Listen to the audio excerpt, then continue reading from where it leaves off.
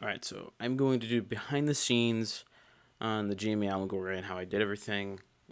I needed to explain 2 words, so I decided to do it in short stories that were like less than a minute. Short selling was one of the ones I needed to explain. And after that, the short squeeze, I needed to explain that in some way. Yeah, I decided to do a little GameStop commercial here. I thought this was like a little nice break from all the history you just heard. So all you gotta do is just watch a little bit of, like an advertisement for GameStop, and then I get right into it for GameStop. I think Keith Gill deserves a big intro. And that's just because he's one of the big key players. So I have, in my mind, I have 3 pivotal points in this whole thing. The intro, obviously, Keith Gill, and then I have the day of reckoning, kind of like January 28th. And then I go immediately, lower the volume, I go immediately into the business of it all, the stuff that he is talking about in July. So I had done this little podcast for Eric's class in Demo 100. So I decided to put it in. He had asked me that morning when I went into class, like, hey, so are you, like, what do you think about doing the podcast on? And I told him what I was doing it on, and he was like, oh, like, are you going to use it for your final project? And I was like, I started thinking about it, I was like, okay, yeah, I can do that. So I ended up putting it in there.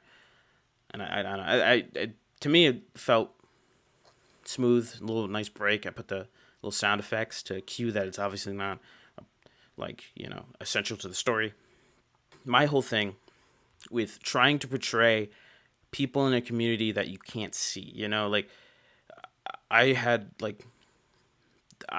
taken some footage of me scrolling on OBS because I wanted to show the mere volume of all these comments and whatnot, like being sent in. So it's very difficult. Most of the stuff is from forum posts and whatnot and pictures. Like, there's not a lot of footage for me there, so I tried to portray it in the best way I knew, which was pictures, and I put motion on them all. So I'm gonna go into the ticker right now. This is the build up to January 28th. This was a pain in my. It was annoying.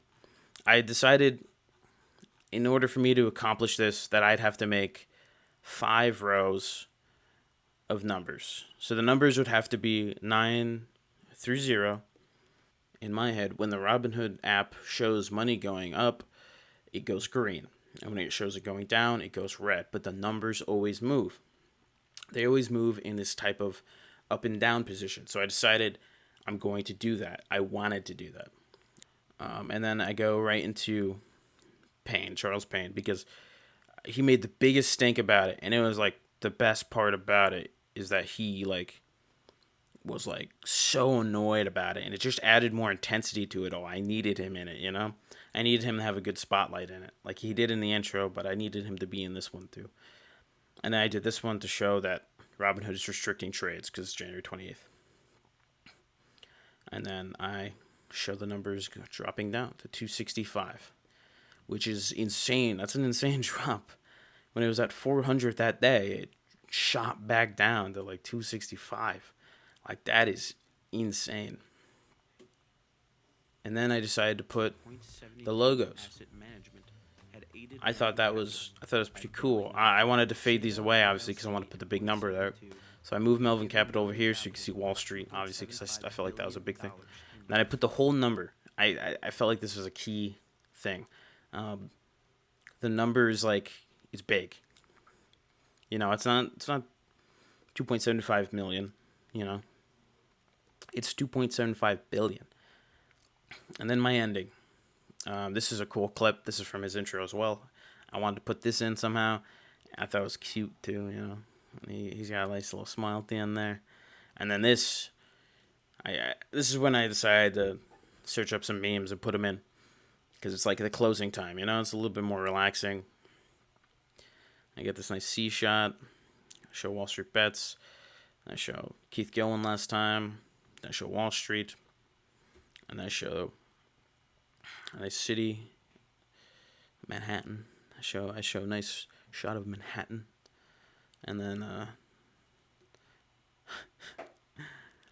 And then I put Robin Hood in. I decided to put Robin Hood in. I don't know. I felt like it was a decent touch because I was saying that Wall Street becomes the new Robin Hood. So yeah, so that's pretty much my quick rundown of it. Probably was longer than, yeah, it definitely was longer than anticipated. I'm gonna cut this down. But yeah, thank you. I hope you guys enjoyed my presentation. I hope you enjoyed my video. Yeah.